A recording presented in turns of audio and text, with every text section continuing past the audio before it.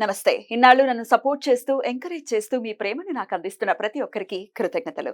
అలాగే ఈ వీడియో కూడా ఖచ్చితంగా మీకు ఉపయోగపడుతుంది. లైక్, షేర్ అండ్ సబ్స్క్రైబ్ చేసి మీ సపోర్ట్‌ని నాకు అందించండి. అలాగే ఈ వీడియో పట్ల మీకున్న అభిప్రాయాన్ని కామెంట్ సెక్షన్‌లో కామెంట్ చేసి తెలియజేయండి.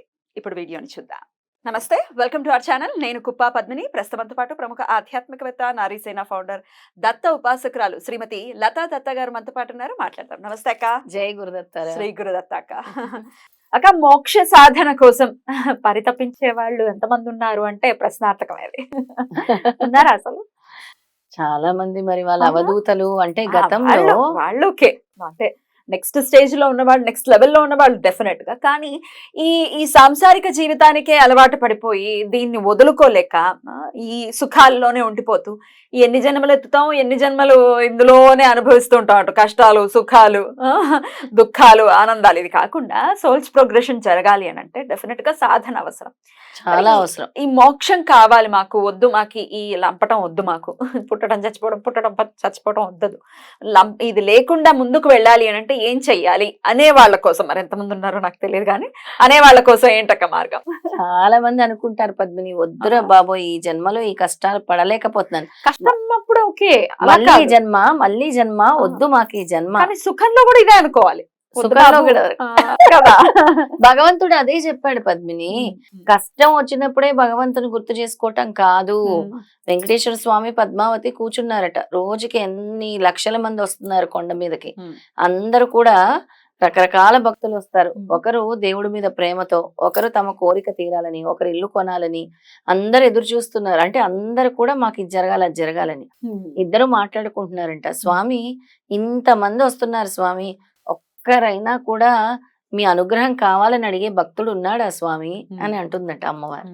అన్నప్పుడు అదిగో అటు చూడు అక్కడ వస్తున్నాడు ఒకడు, వాడికి ఎప్పుడు ఏది కావాలంటే అప్పుడే నేను గుర్తుకొస్తాను వస్తాడు.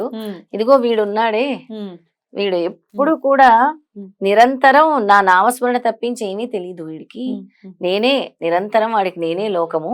ఇదిగో ఇంకొకడు ఉన్నాడు చూసావా, వాడు నేను వాడి కోరిక తీర్చలేదని నిష్ఠూరాలు ఆడుతున్నాడు, వాడికి అప్పుడే నేను గుర్తుకొస్తాను, అప్పుడే వచ్చేసి అప్పుడే వాడి కోరిక తీరాలట. మరి ఈ విధంగా ఎవరు ముందు కోరిక తీర్చాలి అని అడుగుతారు. ఇట్లా రకరకాల కోరికలు, రకరకాల కోరిక. అంటే ఎవరి కోరిక ముందు తీర్చాలి? నీ కష్టం వచ్చినా, సుఖం వచ్చినా, అన్ని వేళలా స్వామినే పట్టుకొని ఉన్నా ఆయనని ముందు చూడాలా, లేదా వాడి స్వార్థం కోసము, ఇప్పుడు వాడి అవసరం కోసం వచ్చి నాకు ఈ కష్టం తీర్చే అనే వాడి కోరిక తీర్చాలా, లేదా నాకు నీ అనుగ్రహం వద్దు, నాకు ఒక ఇల్లు ఇవ్వు చాలు, లేదా నాకు ఈ టైంకి ఇది ఇవ్వు చాలు. అసలు ఎంత అజ్ఞానంతో ఉంటారంటే అందరూ కూడా. స్వామి అనుగ్రహం ఉంటే ఒక ఇల్లు ఏంటి, ఒక కారు ఏంటి, ఒక పిల్లలు ఏంటి, సర్వం ఇస్తారు స్వామి. అలా కాకుండా నాకు ఇదే కావాలి స్వామి, నీ అనుగ్రహం కావాలి అని అడగవాలి అని చెప్తాను అందరికి కూడా. కోరికలు కాదు, వెళ్ళినప్పుడు చక్కగా కనులారా స్వామిని చూడండి, స్వామి నీ అనుగ్రహం నాకుంటే చాలు తండ్రి, ఎల్లప్పుడూ నీ సేవ చేసుకునే మార్గాన్ని, లేదంటే నీ నామస్మరణ పలికించే విధంగా, నిన్ను గుర్తు చేసుకునే విధంగా మమ్మల్ని తీర్చిదిద్దు తండ్రి, నీ అనుగ్రహం కావాలి తండ్రి అని కోరుకోవాలి అంటారు. అంటే నీకేదో కోరిక పుట్టినప్పుడే దేవుడు గుర్తుకు రావటం అనేది తప్పు అంటాను. ఎందుకంటే ప్రోగ్రెస్ అవ్వాలి సోల్ అంటే ఏం చేయాలి? సోల్ ప్రోగ్రెస్ అవ్వాలి అని అంటే సాధన చేయాలి. సాధన చేయాలి అంటే ఒక నామాన్ని పట్టుకోవాలి, ఒక నామస్మరణం చేయాలి. అలాగే నామస్మరణి, ఒకే నామస్మరణి అరుణాచల శివ అని పట్టుకొని రమణ మహర్షి మోక్షాన్ని పొందారు.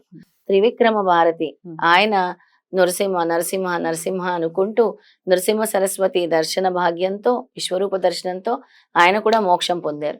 మోక్షం పొందటము అని అంటే వాళ్ళు ఇంకా వేరే జన్మలు ఉండవు, వాళ్ళు ఇంకా దేవుళ్ళో ఐక్యం అవ్వటము అన్నమాట. ఇంకా వేరే సైకిల్ ఆఫ్ బర్త్స్ అనేవి ఉండవు. అంటే మళ్ళీ జన్మ ఈ భవబంధాల నుంచి అన్నిటి నుంచి కూడా తప్పించేస్తారు స్వామి. అంటే చివరికి ఇంకా కర్మ అనేది లేకుండా చేసి ప్యూర్గా, ఒక ప్యూర్ సోల్గా తీర్చిదిద్ది మోక్షాన్ని ప్రసాదిస్తారు స్వామి. దాన్ని మోక్షం అంటారు. ఆ మోక్షం పొందాలి అని అంటే ముందు నీలోని భావాలు మారాలి, నీలోని అహంకారం నశించాలి, నీలోని ప్రేమ, దయ, జాలి, కరుణ ఇవన్నీ కూడా అలవర్చుకోవాలి. నీలోని అహంకారం ఎప్పుడైతే ఉంటుందో, ఇప్పుడు చాలా మంది సాధన చేస్తారు పద్మిని, కానీ అహంకారం అనేది తొలగదు. నేను నేను నేను అనుకుంటారు. నేను అలా చేశాను, నేను ఇలా చేశాను, నా వల్లే ఇలా అవుతుంది. నేను అని ఎప్పుడు అంటామో ఆ చేసిందంతా కూడా పోతుంది. మనము అనాలి అంటారు స్వామి. ఖచ్చితంగా. అలా నువ్వు సాధన చేస్తూ నాకు మోక్షం కావాలి తండ్రి అని అంటే అది చాలా ఒక కఠోర దీక్ష. ఆ కఠోర దీక్ష చేస్తూ ఒక మంత్రాన్ని పట్టుకుంటే, ఇది దత్తాత్రేయ స్వామి వారి మంత్రమే. నేను చెప్పే ప్రతి కూడా గురువుకి సంబంధం ఉండేది. ఈ మోక్ష సాధనకి ఏదైనా మంత్రం చదవాలి అని అంటే ఈ మంత్రాన్ని పట్టుకోవాలి. అది హరి ఓం తత్ సత్, హరి ఓం తత్ సత్. దాన్ని నిత్యం పఠించాలి. అప్పుడు ఈ భవబంధాల నుంచి వీటన్నిటి నుంచి కూడా అంటే ఇంకా నాకు జన్మ వద్దు అనుకునే వాళ్ళకు కూడా నెమ్మదిగా, అంటే ఒకటే రోజు నీలో కూడా చేంజ్ రాదు. నీలో ఒక ట్రాన్స్ఫర్మేషన్ అనేది ఎప్పుడైతే నువ్వు నామాన్ని పట్టుకుంటావో మొదలవుతుంది. ఆ ట్రాన్స్ఫర్మేషన్, ఆ చేంజ్ అనేది ప్రతి ఒక్కరిలో మొదలైనప్పుడే భక్తి భావం అనేది పెరుగుతుంది. భక్తి భావం అనేది పెరిగినప్పుడే ఆ సోల్ ప్రోగ్రెషన్ అనేది జరుగుతుంది.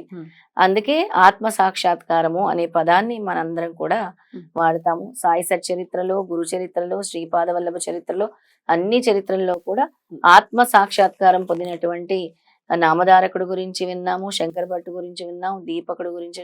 వీళ్ళందరూ కూడా ఆత్మ సాక్షాత్కారం కోసం పరితపించిన వాళ్ళే, పొందిన వాళ్ళే, స్వామి యొక్క అనుగ్రహం పొందిన వాళ్ళే. ఖచ్చితంగా. హరి ఓం తత్సత్ అనే మంత్ర జపం నిరంతరం చేసుకోవటం వల్ల సోల్స్ ప్రోగ్రెషన్ అనేది జరుగుతుంది అని చెప్తున్నారు. తప్పకుండా జరుగుతున్నది.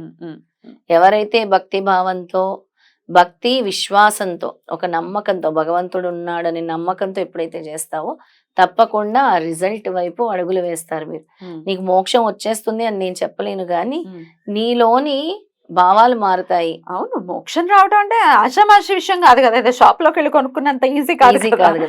సాధన చాలా చాలా కఠినతరంగా ఉంటుంది. అలాగే పూర్వజన్మ పాపము ప్లస్ ఈ జన్మ పుణ్యము అన్ని బ్యాలెన్స్ షీట్ టాలీ అవ్వాలి కదా. అవ్వకుండా మోక్షం ఎలా వస్తుంది? అలా బ్యాలెన్స్ టాలీ అయిన తర్వాతే మానవ జన్మ ఎత్తుతున్నారు.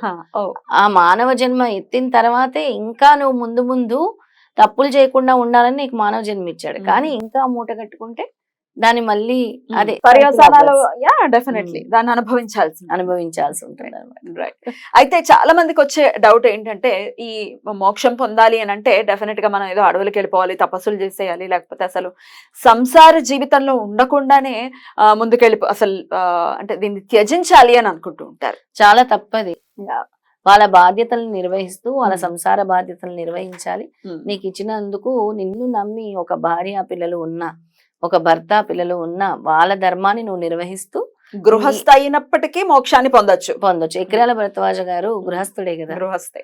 అలా గృహస్థులు చాలా మంది ఉన్నారు మనం తీసుకోవాలి అంటే. అందరికి తెలవటానికైతే ఎక్రాల భరద్వాజ గారి పేరు చెప్పాను. అలా ఇంకా మనం తీసుకుంటే చాలా మంది ఉన్నారు, గొప్ప గొప్ప వాళ్ళు చాలా మంది కూడా ఈ సంసారంలో ఉండి వాళ్ళు కూడా ఇలా మోక్ష సాధన వైపు అడుగులు వేశారు. కోరుకునేది ఏంటి అంటే ప్రతి ఒక్కరిలో మంచి భావాలు కలగాలి. చెడు భావాల్ని తొలగించండి, చెడు కర్మను తొలగించి ఒక మంచి స్పందనలు మీకు రావాలి. ఇప్పుడు శ్రీపాద వల్లభ స్వామి ఏం చెప్తారు, ఈ శక్తులు ఒక స్పందన ఇక్కడి నుంచి వెలువడుతుంది అని చెప్తారు.